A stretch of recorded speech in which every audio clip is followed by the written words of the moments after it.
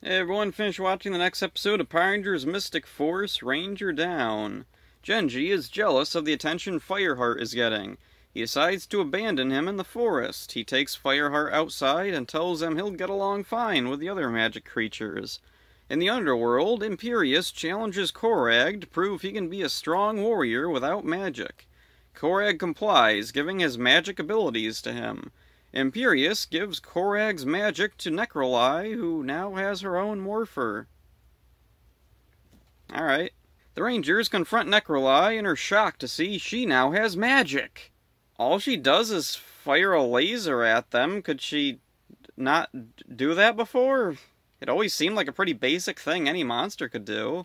The Rangers split up to battle Necroli and a new monster, Screamer.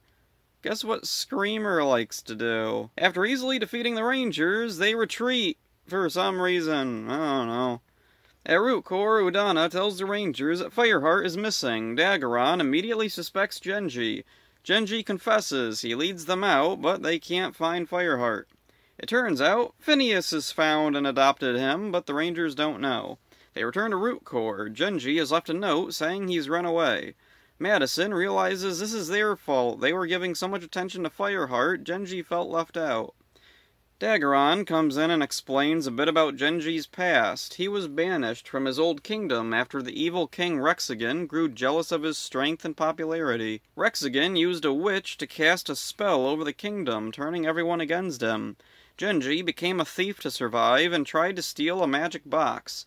Daggeron tries to warn him that it's actually a trap, but Genji doesn't believe him and opens it anyway. Daggeron is able to rescue him, but the only way is to put Genji in a magic lamp.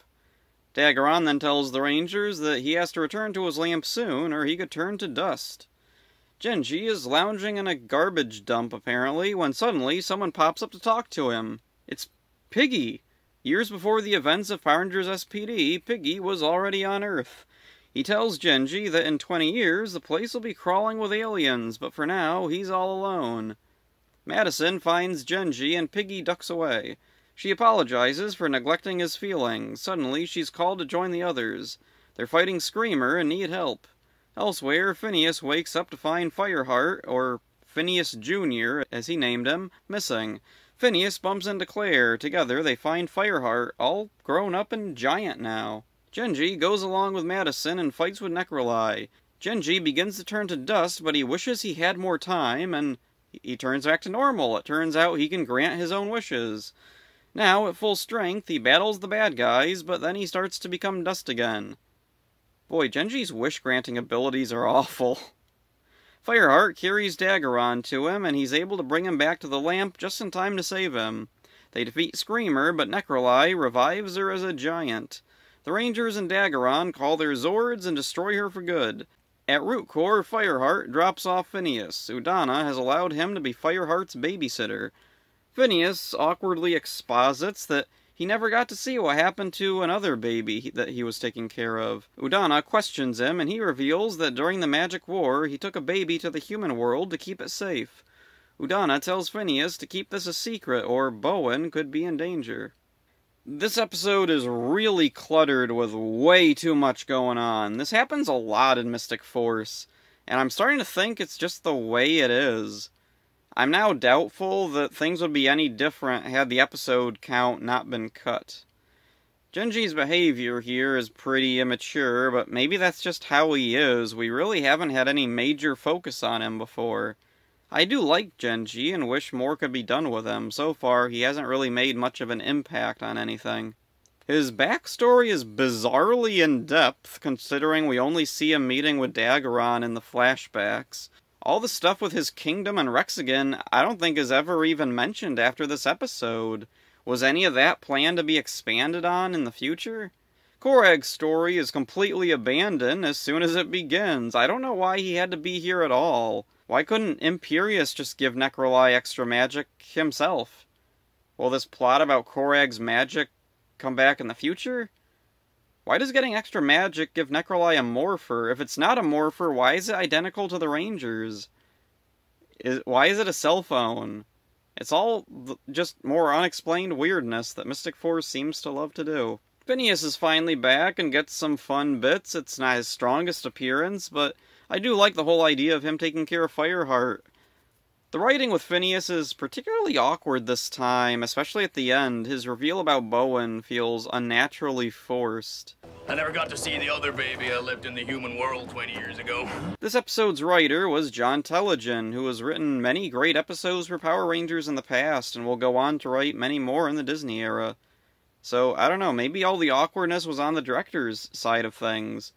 This was the first time Jonathan Bro, the director, had any involvement on the series.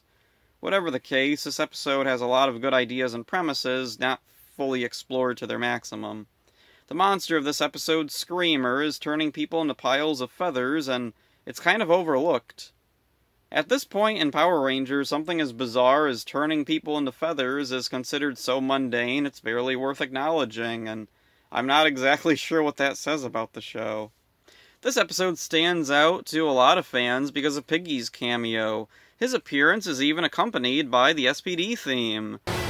Drop the appetizer, Calico! This is my buffet! There's actual Rangers that return in the series that don't even get to have their own themes. Piggy's role is unfortunately superfluous. He could easily be removed. What he says to Genji doesn't inspire him to return to the Rangers any more than what Madison says a minute later.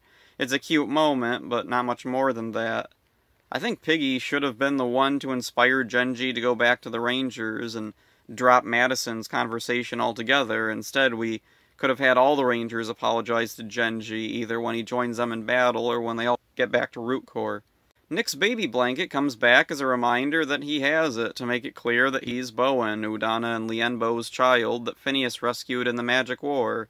At least I'm pretty confident that's what's going on, because they really beat it over your head as much as they can without blatantly telling you that, yeah, Nick is Bowen. Despite the rushed tone and cluttered writing and awkward directing, it's still an enjoyable episode. Something about Mystic Force just has an appeal to it, unlike Dino Thunder and SPD, where, as hard as I tried, I just could not get into them.